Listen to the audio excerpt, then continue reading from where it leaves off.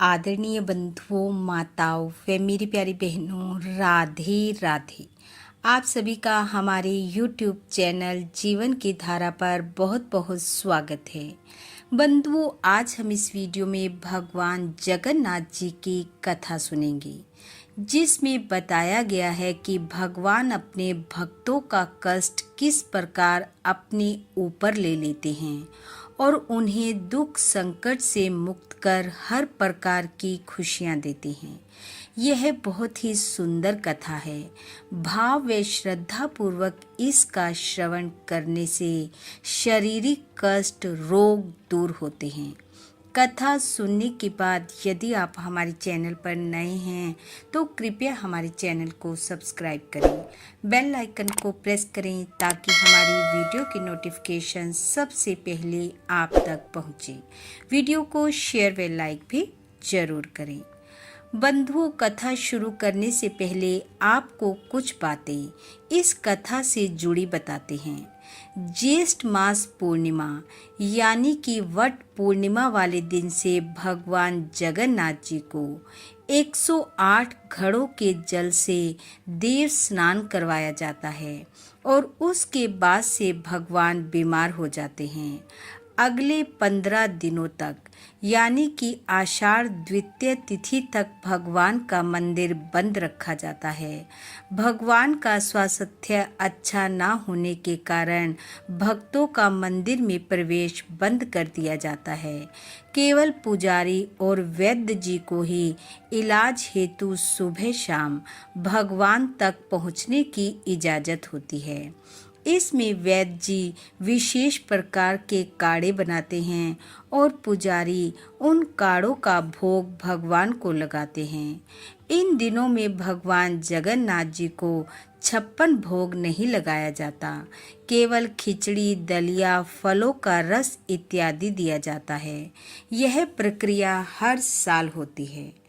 भगवान जगन्नाथ जी बीमार क्यों होते हैं, इसके पीछे एक कथा है। कथा के अनुसार उड़ीसा की पुरी में भगवान जगन्नाथ जी के एक परम भक्त रहते थे। उनका नाम माधव दास था। माधव दास नित्य प्रति भक्ति भाव से भगवान की आराधना करते, उनके गुणों का गान करते और दिन रात उनकी भक्ति में डूबे रहते। एक बार माधव दास जी को अतिसार यानी कि उल्टी दस्त लग गए और देखते ही देखते वे इतने दुर्बल हो गए कि उनके लिए चलना फिरना, उठना बैठना सब मुश्किल हो गया। लेकिन फिर भी क्षमता अनुसार वह अपना कार्य स्वयं करते रहे। जब भी कोई माधव दास जी की सहायता के लिए उनके समीप आता तो वह यह कहकर उसे दूर हटा देते कि मेरे तो बस जगन्नाथ जी हैं, दूसरा कोई नहीं। और ऐसा होते होते एक क्षण ऐसा आया जब माधव दास जी अपनी शुद्ध बुद्ध भी खो बैठे। तब भगवान भक्त की सहायता के लिए स्वयं उनके सेवक बनकर माधव दास जी के घर पहुँचे और उनकी सेवा करने लगे। जब माधव दास जी को होश आया तब उन्होंने तुरंत पहचान लिया कि यह तो मेरे प्रभु हैं। तब माधव दास जी ने कहा, हे नाथ, आप तो त्रिभुवन के स्वामी हो, आप मेरी सेवा कर रहे हो।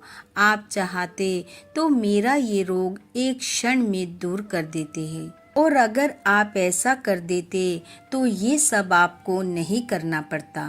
तब भगवान बोले, मुझसे अपने भक्तों की पीड़ा देखी नहीं जाती, और यदि मैं आपका ये रोग एक क्षण में खत्म कर देता तो आपका प्रारब्ध शेष रह जाता और उस प्रारब्ध को फिर से आपको भोगना पड़ता।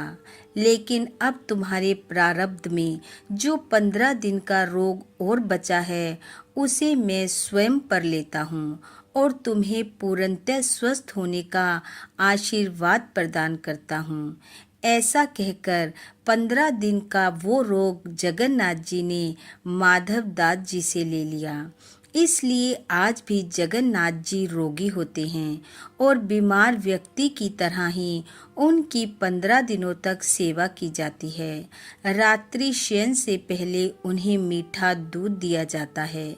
भगवान के आराम के लिए 15 दिन तक मंदिर के पट बंद रहते हैं और उनकी इस प्रकार से सेवा की जाती है जिससे कि वह जल्दी से जल्दी ठीक हो जाएं।